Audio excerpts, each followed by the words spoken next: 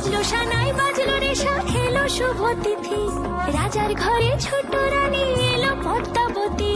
রানী পদ্মাবতী রাজার আরো 6টি রানীর ছিল না সন্তান পদ্মাবতীর কোলালতে মিলল সমাধান বছর যেতে জন্ম নিল 7 ছেলে 1 মেয়ে হয় খুশির আকাশ হঠাৎ কালো মেঘে গেল ছেয়ে হিংসেতে যায় জ্বলে পুড়ে বাকি 6টি রানী যুক্তি করে ঘটায় ওরা 7 কুমারের হানি সুযোগ মতো 7 ছেলেকে মাটিতে দেয় পুঁতে বাঁচে একা পারুল ওরা পায় না তাকে ছুতে ধাইমা বাঁচায় সেই মেয়েকে বড় করে তোলে 7 ভাইকে পায় যে পারুল 7টি চাপা ফুলে এত কিছুর পরেও রাজার বিপদ যে কাটে না সূর্য নগরে সুখের সূর্য আর ওঠে না